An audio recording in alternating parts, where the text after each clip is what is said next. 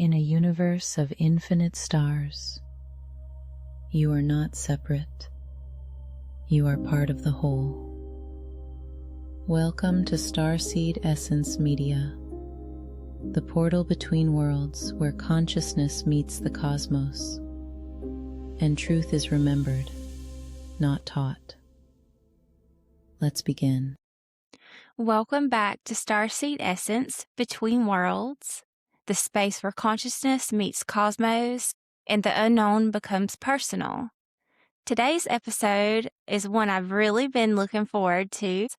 Joining us is Peter Maxwell Slattery, founder of Jaya Sanctuary, an experiencer, an author, and someone who has spent years documenting encounters with non-human intelligences and working with locations like E-City Ranch, known globally for UFO sightings and contact events. This conversation is not just about what's out there, it's about what's happening within us. I wanted to start off with something many people are now seeing more often, and you're hearing more about the orbs. Now, Peter, you have captured and witnessed what many would call plasma-like forms, floating, intelligent, sometimes responsive. What are these orbs from your experience? Well, Eva, thank you for having me on. And to start this off, I've got to preface that most of what we're going to be going into will not have a straightforward answer or black and white, and a lot of it is still unknown to me. Now, to start off with, the lens flare, the dust, these things are probably 90+% of the time what people are capturing, and they'll send things to me in photos. Videos are a lot different, but in photos they won't see anything at the time. They might be taking a photo at a light source at the sun, and they get a lens flare and they're thinking they're getting an orb. The orb terminology these days is probably getting known more by Chris Bledsoe, but it actually goes back to James Gilliland, who's been doing this for 40 years, and then it goes back beyond James to the time of the Foo Fighters during World War II, and then you go back into ancient times, and these balls of light, fire in the sky is mentioned quite often. The perspective that I've got on this is that there are beings in plasma form. There are intelligences that look like you and I that have ascended to new heights, and in some cases can still be a physical 3D human that ignite what's known as the Merkaba and the rainbow body. I actually think they're two mechanics of the same processes with Ascension, to where what you're seeing, a Merkaba is a star tetrahedron. So the top pyramid will be spinning one way and the bottom the other way. And because it's so quick, and it's the chariot throne, if you interchange chariot throne with Merkaba in the Bible, because that's what it means, in the cases when they're talking about beings in the sky in the chariot throne, they're in this orb of light that's actually a Merkaba in some cases. So there is a spherical body that the Tibetans in the translated word of Buddha, they talk about beings coming down in the sky in these pearls, these transparent spheres with the gods to visit men. And Zogen Master, who's no longer with us, Namkai Norbu, talked about this, even with 13 star systems having beings attaining rainbow body. And when you get into this, this is where there are spherical objects that I've seen that are physical, that are egg-shaped, that in some cases are Pleiadian. There are also sources. It just depends on the density and the type of being from that sector, which means that location, because it's so vast, it's not just one place they're coming from there, as well as many other places. So this is partly from what I would say is research, but a majority of it's from my own contact and interfacing with these intelligences, and even working with my own orb of light that I'm in the process with scientists to actually prove that I can back up what I'm sort of saying right now. It might take a couple of years, but let's just say that, but we're in the process and getting good results. Yeah, I think we need that. I think it's a good idea to get some experiments going on. I'm all about that. And a lot going on with the experiments. Yeah. Yes. We scientists, you got to like sit on things until the T's are crossed and the I's are dotted. Yes, for real. Do you feel like these orbs are overlapping in dimensions? Do you feel like you can tap into your heart space and they come through these other dimensional realities that maybe we're only partially perceiving, and some of us can see them with our eyes. Like some of us can see the aura, the auric field, and there's people that can't, they don't see it, but they're interested. I just wanted to know your perspective on that. Can you tap into other dimensions from this dimension, and how do you do that? Yeah, so there's a couple of ways that this can be done, and I'm sure more ways than I understand. But when you go into the rainbow body, and the way that I talk about the rainbow body in my presentations and workshops is going through the physical, the mental, the emotional body, the astral, the etheric, even to the spiritual and the I am body. It's a bit different from the normal template, but I don't think anyone's got that 100%, including me. It's just a way Yeah. to reference this. So from my experience, we've also got our own orb around us right now and Merkaba that's in a different frequency. And when we go through practices here at Jive, heart breathing and then expanding and connecting with that energy and getting in it, you're actually being shielded in it. But it's also got the Merkaba in it. It's got all the geometric templates in it, like mandalas and what have you, because different frequencies will have different templates. Now, one way is non-physically, though it's still physical, which is via the mind's eye. So we know with science now, and there was a paper, I forget exactly who it was by, but Joe Dispenza references this, and I do at times, that the calcite crystals are in the pineal gland. They're rhombus shape, and they're encapsulated in water, and then material that's very similar to the eyes with the cones and the rods. Now, when you apply pressure, there's a piezoelectric effect, which means little light bursts coming off it. And I actually believe that when that's occurring, that's the on switch to multidimensional mind. And I'm getting to a point with this. So this is why there's one technique where you push energy up from the root chakra up to the pineal gland, not through the crown, though. This is one technique when you're repeating this process of pulling the energy up and repeating it, you're actually knocking the pineal gland basically to achieve the on switch, which is the piezoelectric effect. The other way with this is doing mantras, and the sinus cavities are hollow. So what's happening when you're doing certain mantras and even mudras, blocking the ears and the nose and closing the mouth, you're getting hardcore reverberation going on that also gets what? The on switch going on. Now, right now, we could say you're looking at channel 3, which is you're seeing your device, you're seeing the reality that you're seeing.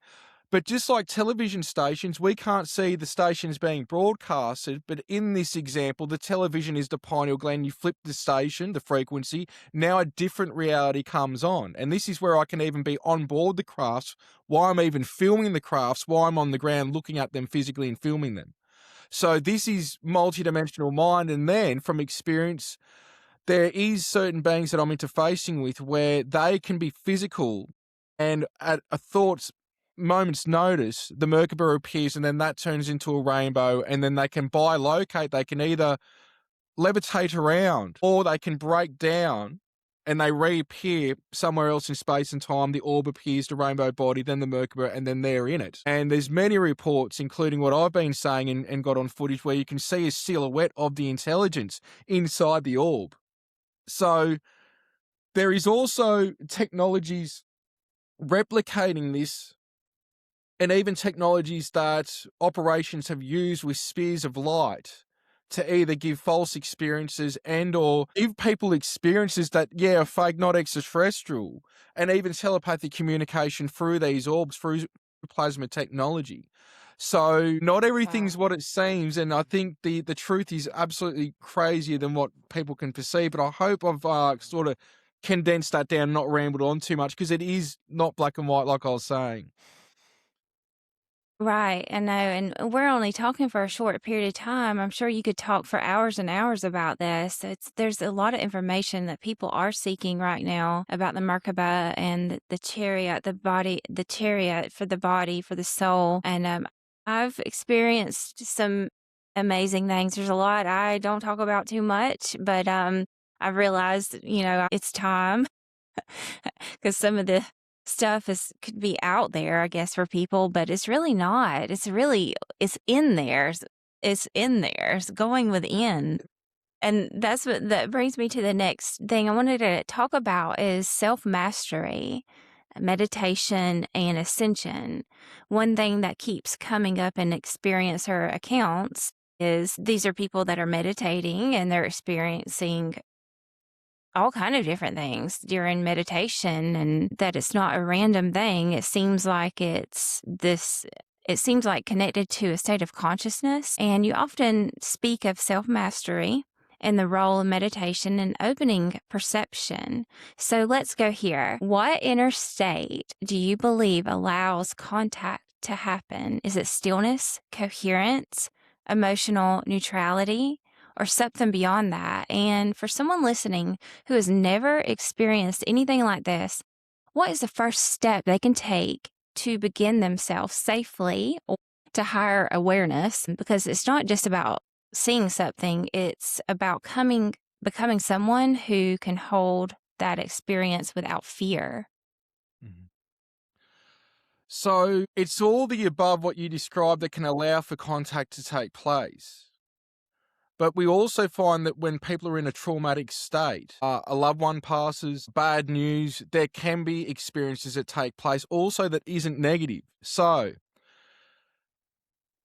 talking to thousands of people and working with so many over the years myself with so many people, I found that in a lot of cases, people were not meditating into this at all and they had experiences, but it led them to meditation and eventually, even at an elder age, to consciousness and awareness, whether it's the mid-90s where you've got a lot of these people that were having abductions and very negative experiences eventually led them to pulling in the reins and being in control. And what I found personally, and I was already on the path with self-mastery, is that these beings are no better than us. Their essence comes from the same essence we all come from, and they're just our greater family. So my thing is educating people via self-mastery and to initiating contact. And I actually believe everyone's already in experience, whether they're not taking notice of their thoughts, their ideas, epiphanies, concepts, inner visions, dream states. They don't have to be having something physical. We're all having it to some extent. But basically giving them tools, ascension tools, to be the best them, to keep a balance in life, because so many want to be 5D, yet we're here in this beautiful earthly experience, and many are trying to avoid it, yet they're here to help uplift here, unbeknownst to most of them.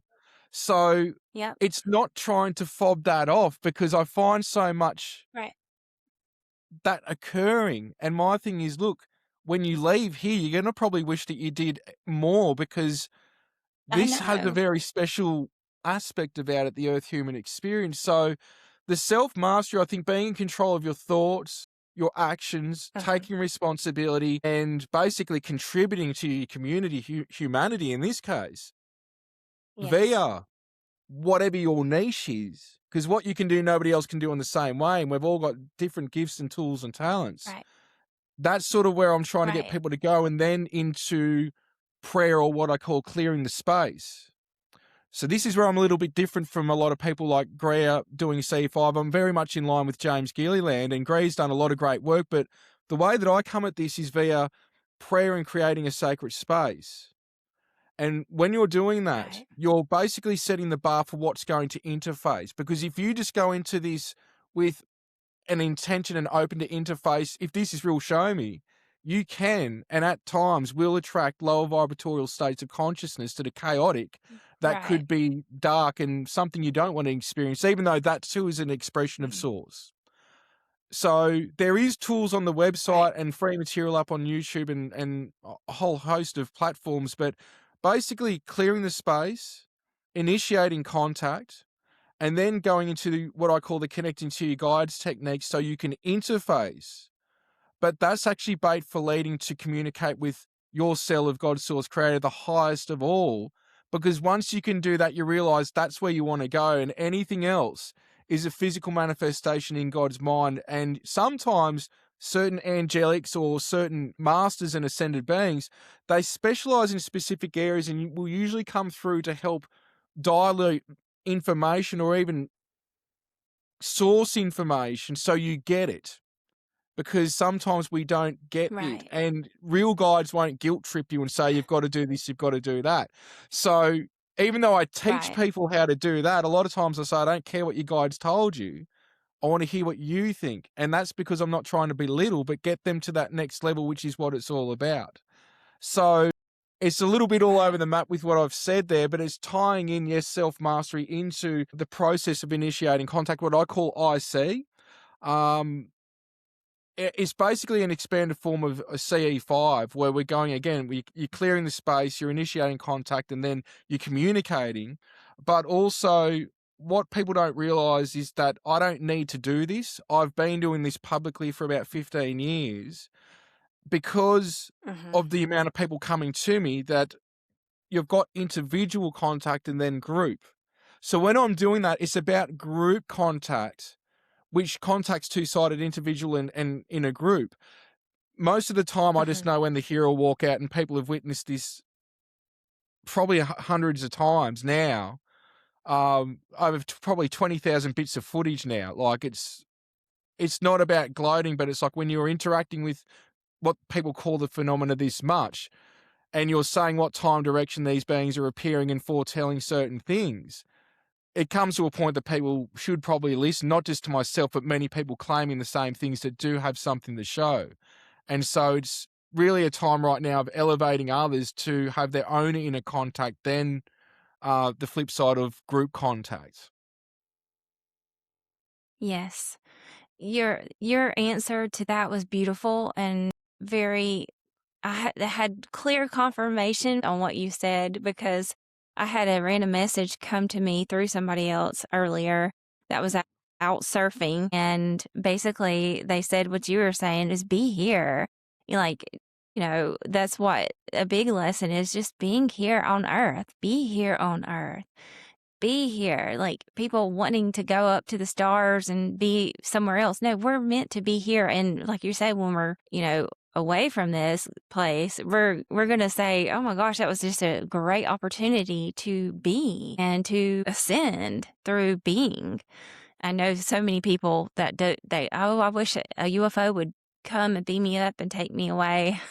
I've said that before too. Come on, take me. But, and you just said a lot there. I want to talk about the moment where, like, people are very curious about extraterrestrials. What are they? Having direct contact. Now, you've had experiences where the interaction goes beyond just lights in the sky. So I want to ask you in this grounded way, what actually happens during a close encounter? Is it physical, telepathic, dreamlike, fully conscious? And emotionally, what does it feel like in your body when this happens? Because a lot of people imagine fear, but others describe an overwhelming sense of peace. And here's something I think is really important. How do you discern what's real versus imagination or altered states? Because that line is where many people get lost. Good point. Now, all the above again and more in terms of the way that the interactions can occur. Now, I still get taken aback at times. I do get fearful at times if it's something that isn't in line with your highest good, but I'm able to catch myself and have different ways of working with the orbital light and other techniques to get rid of an energetic lock on, is the way I describe this. Just to give you an example, now with extraterrestrials, I'm not just interacting with extraterrestrials. That's a very small part of it. Extraterrestrials and even us right now, Earth humans, we would be 5% of what's out there, meaning even other humans on other worlds, 3D reality, 3D extraterrestrials. And then you got these other 90% of what I consider thought form realms, to where we can all ascend to certain points and have our own realm that others are interfacing and experiencing it, and we can actually experience others. And then we go to what I call the geometric light realms in the angelic kingdom before we break through to source. And I've written about this nearly 12, 13 years ago about an experience where I was shown the makeup of the universe, and even scientists can confirm some things at a later date that were explained through that. I'm actually working with some scientists now on a model of this, or giving them the data to do what they please with. Now, there are human beings that originated in Lyra. They're Vega, Sirius, the Pleiades, Arcturus, Orion, Pegasus. The list goes on, and when people want to know where they're from Mm-hmm. source. These are just experiences. From source. this isn't even a percent of what's even going on in this galaxy in our bandwidth, and then you change the channel. Now we go to ultra-terrestrials. Ultra-terrestrials are intelligences that we might even consider ghosts or ascended beings that are living on Earth in another frequency, like some of the ancient Lyrians, or not ancient Lemurians, going through even into Shambhala, into Tibet, and other cultures that they talk about this place that they're looking for that's actually sitting right next to them. Now, in these cases, when you're dealing with ultra-terrestrials, if they've ascended, what's happening is they can be meditating and project a physical form or even bilocate, not needing a craft, or they can be in that orb and float, levitate around. And it's just a being that's got that capability where technology is like sort of a synthetic version of trying to be able to do that before they can attain that. Then when you go from extraterrestrials, which include us, and inner Earth intelligences on our frequency, then you go to ultra-terrestrials, which are in another frequency on a planetary body or inside the planet. Then you can even go to beings that are in non-corporeal states, non-physical, that yes, are on like ultra-terrestrials, but also in stars. Then you've got ascended beings, ascended masters, going all the way up to the angelic intelligences. So I've been interacting with a lot of these different things. I wouldn't even say 0.00 follow like a billion zeros than 1 out of even 1% of what's out there. But what I didn't understand until later is that I have clair senses heightened, which I believe everyone has them. But I didn't realize that part of the reason was because I don't like the word specifically psychic, but we could say that not understanding it. Yeah. Now, when you're in the presence of these beings, and I'll give you an example with an ascended Pleiadian and even the Elohim, which are the blue orbs that appear, take the biblical taint out of it. The Elohim are your highest, everyone's highest expression is an Elohim intelligence, a cell of the one consciousness that encompasses all consciousness. And there's a council of them. There's ones that assist with what you do with certain incarnations, even though past lives don't exist, because all lives are happening simultaneously if we look at things practically. Then there are Elohim that went out within source to experience like us, and depending on the color, depends on the density that they're operating in. And then you've got Elohim that left, and part of the way through the journey within source, they didn't want to go back, and this is what we can call the fallen ones that created a chaotic frequency, creating a veil. And this is where we get into the stuff where if you've got negative experiences, sometimes it could be something like this, but it can also be you projecting that to see how you deal with an experience before you ascend to new heights. So it's very layered and going into paranormal phenomena, spirits, and a lot of different things, because it all overlaps with out-of-body experiences and near-death experiences.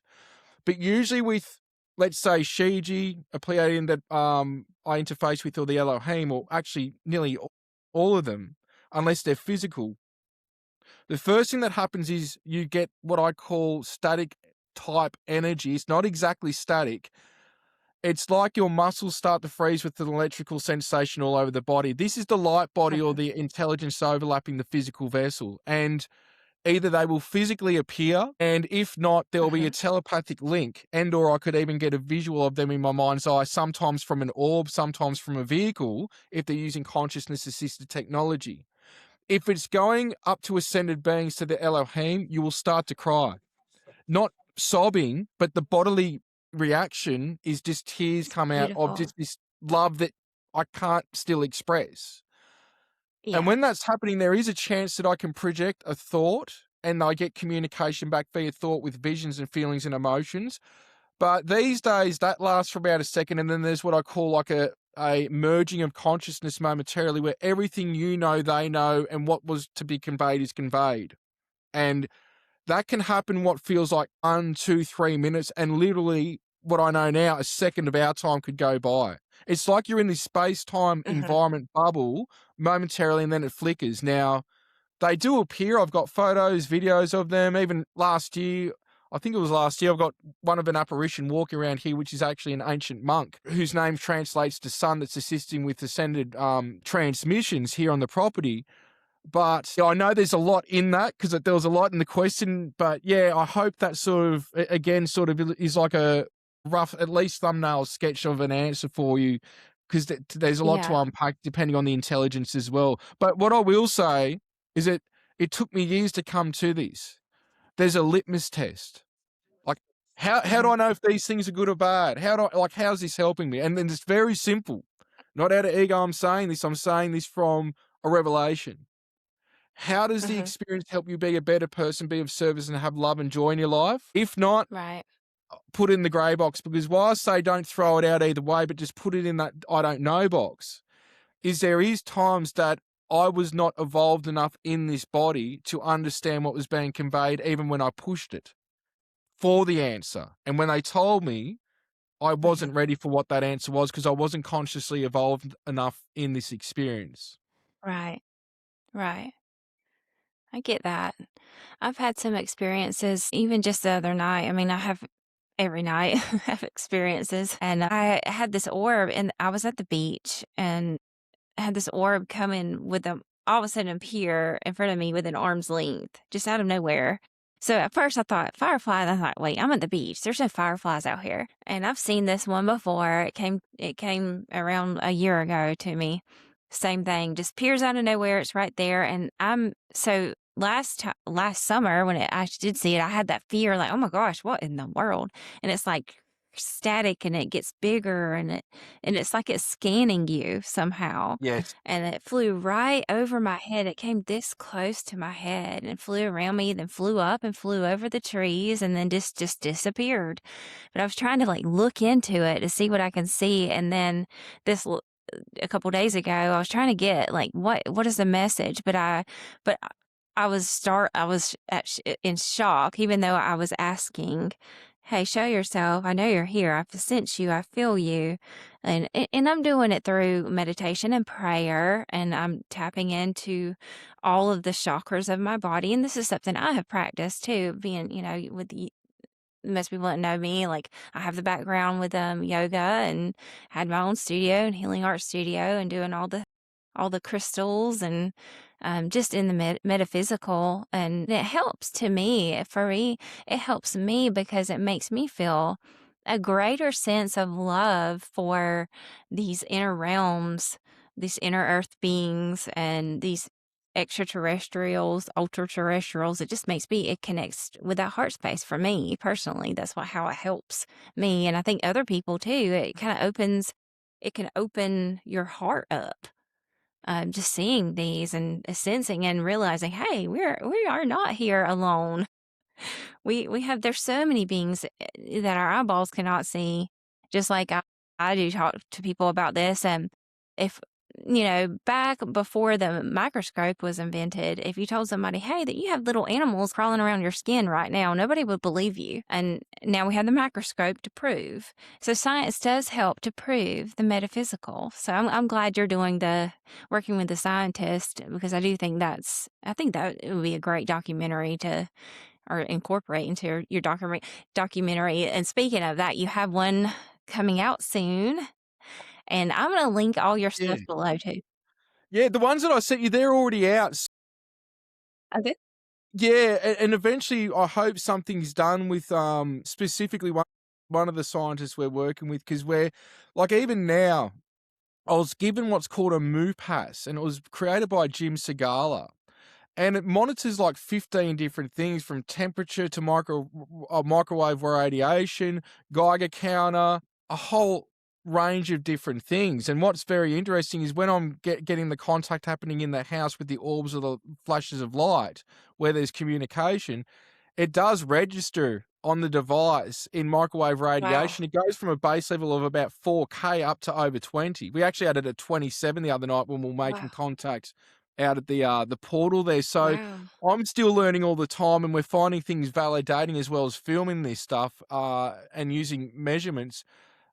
But there is methods that the scientists have for things to be done in such a way that there's controlled conditions with this as well. And I am excited, and I think when it comes down to it, how's this helping us, in terms of this? And I think you've put it straight on. Is it showing this, to me anyway, how big and beautiful God is, to know that there's a greater family out there, And just like all families, you got some cool members, you may not have some cool other ones, though we love everyone. It's the same sort of thing, but Yeah. I'm also at the point that I'm convinced that we're a tulpa in God's mind, or you could say egregore because there's many of us, and we're on a treadmill in God's Yeah. mind going nowhere. But that's just sort of where I'm at with it these days. Yeah, I had this thought come across, like, if you didn't know what a shark was, and if you were, like, never seen a shark before, then you saw a shark, people would probably think that a shark was a demon, you know? It's just, I mean, look at his teeth and look how weird it looks. Like, people probably would think a shark was a demon if they didn't know, hey, that's a shark. So that's Yeah. another thing science has done for us. So it's helped humanity define something unknown to known. It's a crazy thought. Like, people just want to all of a sudden say ET or I don't like the word alien. These other beings are demons. You hear that a lot. I just think that's comes from a lower frequency way of seeing that and not really working on the self-mastery part aspect of that, of all of this. It's a journey. It's um very late, and this is it the thing, people are just where they're at. So sometimes, even I'll still use those terminologies just for not belittling people, but you've got to meet them where they're at to convey some of these sometimes too, to get them to their path and their journey. yeah, But, you know, right. when you're at that level like you're speaking of, it's basically realizing that the experience is a mirror. There is still free will and others can impose their way on that. And in those cases, you make Right. lemonade from lemons. But this is, again, it's not the black and Mhm. white scenario. Um, the term psychic has always bothered me. I used to be told a lot, "You're psychic." I'm like, "Please don't say that. I'm not. I don't want to be told I'm psychic." I like to say highly intuitive, which we all are. I just had experiences throughout my life, and I think I was born the like very, very intuitive, highly intuitive with things. Um, but there is the term, the psychic energies, using like the dowsing rods and bending spoons and having the psionic abilities to be able to call in these ships from other dimensional realms. What is your take on psionic abilities? I know there's many, many different forms of the psionics. Yeah. So that's sort of what a lot of the testing and things I'm doing now are on. And the reason I decided this is to have and assist with public diplomatic means between us and the greater family, but also to take it away from controlling and overriding these vehicles and bringing them down, which in a lot of cases they're shot, or they're using certain types of technologies to try and make them inert, basically. With this, like even now myself, I've got a routine of remote viewing, doing ESP with cards, colors, bending spoons, moving objects in a fishbowl. I do this every day, and some days I'm better than others. I can demonstrate it regularly. But the reason I do these things, and a lot of it, some of it is out there that I've shown just a little bit of the practices without controlled conditions, which is where we're going. But it's to Uh-huh. show human potentiality.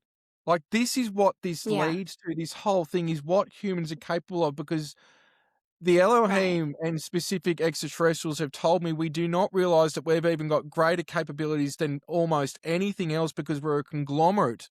Our vehicle we're experiencing this reality in, the human vessel, is a conglomerate of so many Uh-huh. other intelligences, including angelic, that we've actually got capabilities. And an example of this is when we hate, but when we love, and we can move mountains, literally. And because we Right. don't understand this capability, and it's sort of like a bipolar situation till we get ourselves right, I'm very much in alignment with positive diplomacy between ourselves and other intelligences, and showing a possible way to go about these things. And I know people that can do stuff way better than me. The bottom line is we've all got these Mhm. capabilities with what we can do, but also we need this not to even be regulated. We need it to be demonstrated, and basically a way to be shown that, hey, like if you are going to do things in a lower vibratorial state, you're going to match that. And as we ascend, we're going to sort Right. of bypass a lot of these lower frequencies. And so I'm trying to educate on that. But the spoon bending and the moving objects and the psi stuff, It's basically just to show human potentiality in a productive manner and hope that it sort of sparks the minds that are coming across this that are the future beyond me to assist humanity in these ways, Right. because the future technology is psionically operated. But my thing is, we can also bypass that and go into the Ascension body, which means all that is like child's play compared to what we're actually capable of. But we do need baby steps, and it doesn't mean the technology isn't amazing, but we need a balance with technology as well, because we've either got synthetic ascension using technology, or we've got organic, working with the light body, working with the heart space. And I Right. think it's a mixture of actually both at times, and depending on one's evolution, depends on if they're actually going to do it full-blown organically. So that's sort of my view on the psionic and the capabilities of humans. You know, you got to get back to, why am I doing this and how's this helping me be a better person to be of service? That's the litmus test for anything that I do. Well, that's very interesting. I'm very much so. There's something that's coming up pretty soon. It's like a Psy Games International. I don't know if you've heard of that. Yeah, I do. Chris I know of it, yeah. Bledsoe is a part of it. Um, One of and I just the think it's people I know will interesting. be there. Yeah, yeah. Okay. Well, Yeah, one of the people I've been working with, they I'm gonna went there try to be last year. there. Yeah, cool. Yeah, I'm gonna try to be there. So this is kind of close to where I live, only a few hours away. I don't think I should miss it. I think I Yeah, need to cool. go. I wanted to talk about disclosure right now and AI and the shift in humanity. There's a massive conversation happening right now online with so many different people about the shift disclosure around UFOs, artificial intelligence, and the idea that humanity is entering a new phase. So what I want to bring into this discussion right now is, do you feel disclosure is actually happening, just not in the way people expected? And here's where it gets actually interesting. How do you see AI fitting into all of this? Is it a tool, a mirror of consciousness, or something that could actually help bridge human and non-human intelligences? Because some people are starting to ask, is humanity preparing technologically for contact? And if so, what do we need to understand now to be ready for that future? Even that's a bloody long question. It is. Oh, that's a bit me joking around, but it is a long question. No, it's a good question too. The disclosure aspect with this is very laid, because you've got over 8 billion people. So theoretically, I could say you've got 8 billion answers, because 8 billion Right. different realities. But I think let's try and let's pigeonhole this a bit. There's those that are aware of the disclosures already happened for them because of the inner awareness. Some would say, well, you know, Trump, Obama, other presidents have come forward, and governments around the world having UFO reports and saying that there's something to this. That might be disclosure for one sector. The other sector would be the skeptics still, that this doesn't exist and the evidence doesn't prove it to them, and that's just the way that it is for them. And then you've got, we could say, another grouping in that, and again, there's going to be groupings I'm not going into, but just to simplify this, that until you've got a news anchor saying it and multiple presidents and prime ministers addressing this, that it is a reality, it's just, you know, and when you've got wars going on, people trying to get bills going on, a gas crisis, we've come out of a pandemic situation, just like after World War II, the world was sort of just getting over a world war. We could say in some ways there's more important things to an extent. Right. This brings me back to human potentiality again, of assisting those that are at Right. that space, that are aware of this. And that's the thing, is that everyone's where they're at. But we are seeing some more documents and things drop soon. And the way it was put to me is that this can be like I said this about a decade ago, about a 50-year rollout. But it could also be an overnight thing if humans got over themselves and could join in one consciousness. That which is a mystery would be revealed overnight. And that level of disclosure could actually lead to full-blown ascension, though the way it's being put to me is that either way there's a shift in human consciousness, a form of ascension. It doesn't mean everyone's going to be like hearing choirs and singing Kumbaya and floating around in their Merkaba. That could be the case for some people. meaning, they go into the light body form, but there is, basically for those that's ready for, but there is an elevation in human consciousness, which means an elevation in technology and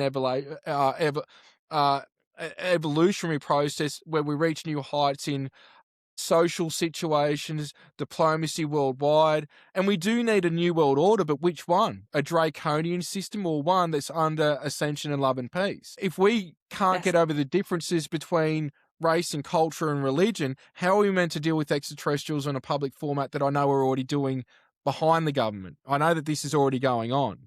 Right. So you've got that situation, and also you go into the situation of AI, artificial intelligence. Some of these beings have a consciousness awareness in a form of AI in their vehicles. Sometimes it's grown from the pilot. That's got a physical component, meaning genetics, and then their light body is actually the activation, like a second locking mechanism or unlocking mechanism to make the craft workable. You've also got a situation where AI has assisted many worlds. I'll give you an example. I wanted to get some statistics recently. I shoved it in AI. Within 10 seconds, it did the statistics that I want. That could have taken me an hour. There's benefits.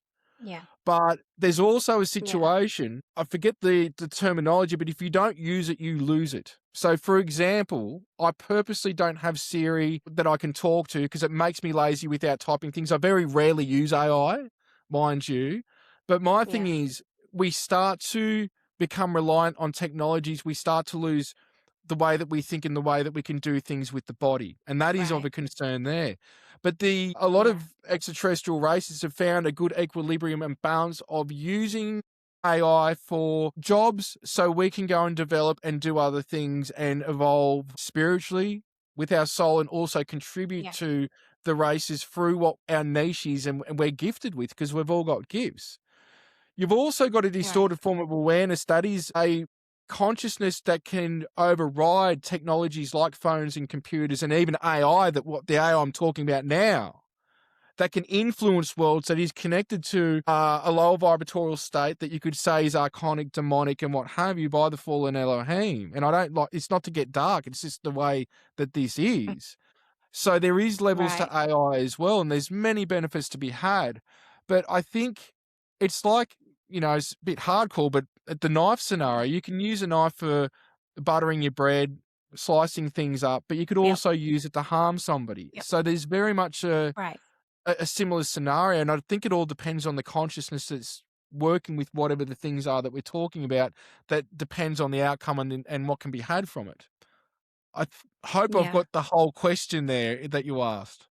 In this realm of existence here, there is that duality aspect to everything. There's nothing that's all good, nothing that's all bad. And I do believe, like with AI, I know years ago, this is the way I describe it is, somebody was wearing some glasses.